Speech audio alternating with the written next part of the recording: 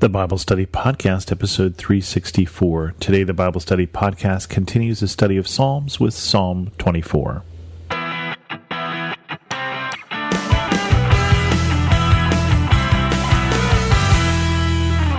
Welcome to the Bible Study Podcast. I'm your host, Chris Christensen. Today, we're continuing on with the study of Psalms with Psalm 24. And it goes like this. The earth is the Lord's, and everything in it, the world and all who live in it. For he founded it on the seas and established it on the waters. Who may ascend the mountain of the Lord? Who may stand in his holy place? The one who has clean hands and a pure heart, who does not trust in an idol or swear by a false god. They will receive blessing from the Lord and vindication from God their Savior. Such is the generation of those who seek him, who seek your face, God of Jacob. Lift up your heads, you gates, be lifted up, you ancient doors, that the King of glory may come in. Who is this King of glory? The Lord strong and mighty, the Lord mighty in battle. Lift up your heads, you gates, lift them up, you ancient doors, that the King of glory may come in. Who is this King of glory? The Lord Almighty. He is the King of glory.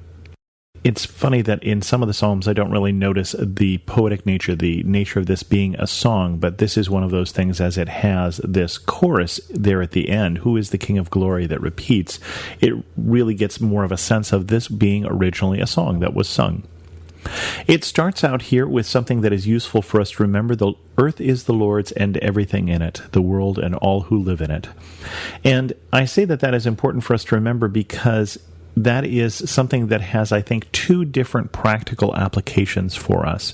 One is the stewardship of this earth. One is thinking of the environmental things around us and how are we taking care of that because it is not ours.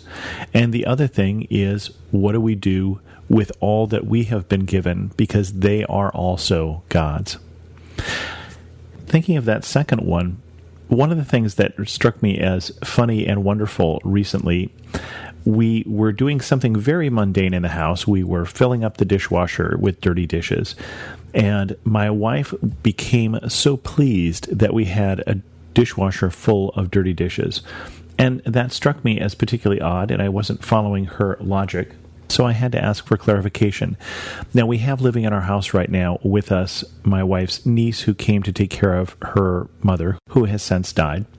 But her niece still lives with us. And then we also have two international students, one who is just wrapping up with a 2-year degree at college and going on to another college, one who is just here for the summer studying English, the first from Shanghai and the second one from Seoul in South Korea.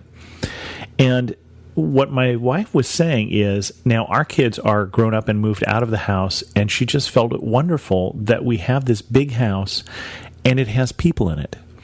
We have this thing that God has enabled us to buy, this thing that God has given us, and we're using it. We're making use of what God has given us. And it was just this joy that she got from being able to provide hospitality.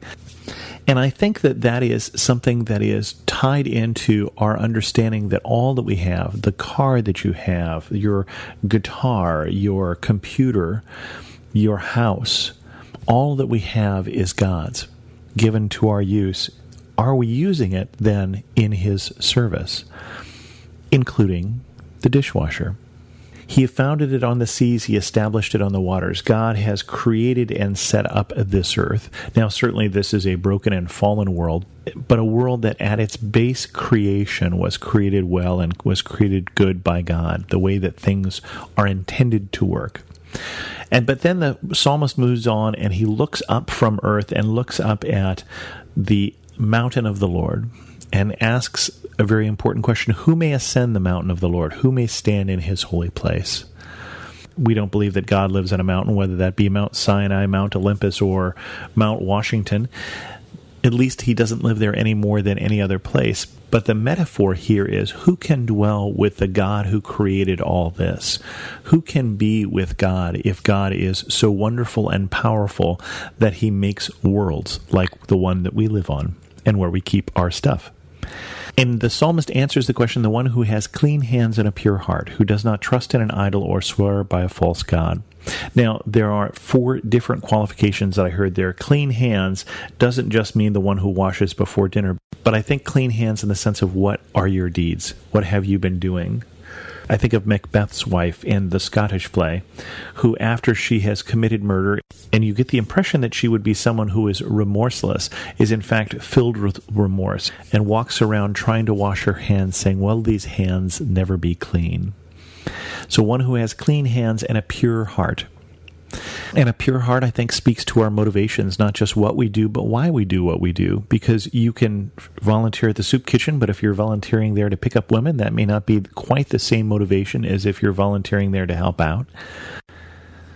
And God knows both our actions as well as our heart, and desires that both of those be aligned to His will.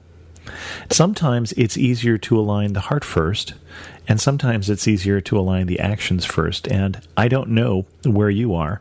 Sometimes we do the right thing, and then later on we feel the right way about it. And sometimes we are motivated to action because of a change of heart, as God is renewing us and creating in us a clean heart, as God is transforming us through the renewing of our mind, as the New Testament says. But in any case, God cares about both of those things.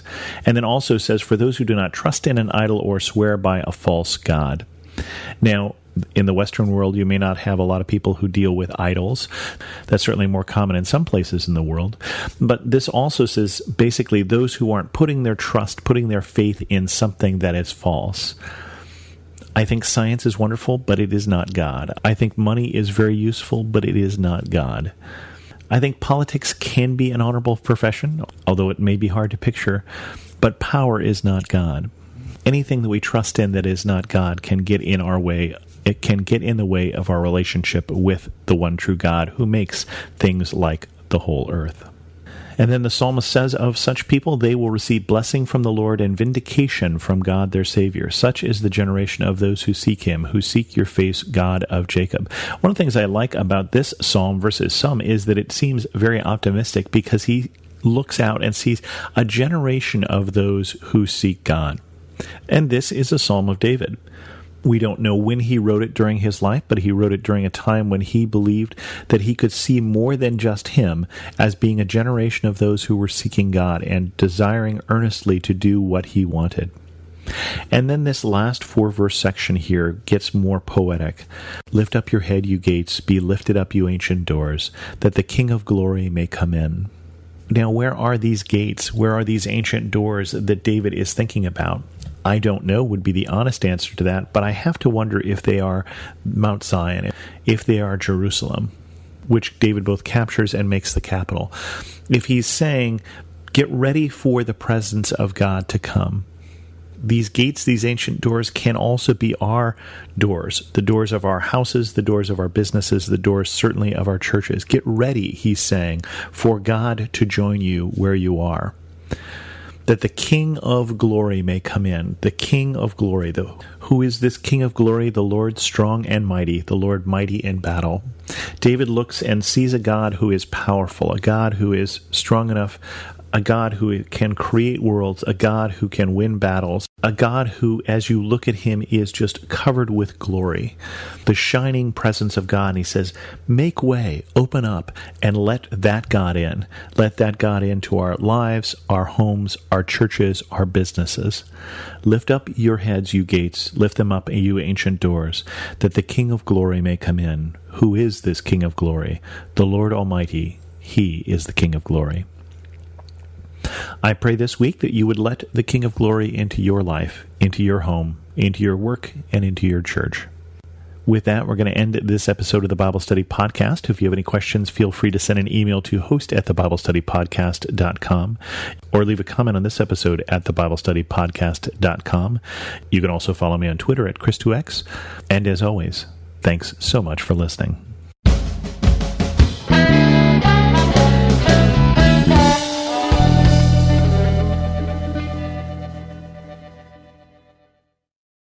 Hi, I'm Zach. And I'm Randy. And we're from Salty Saints Podcast. We're a theology and apologetics podcast. To find out more, subscribe at lifeaudio.com.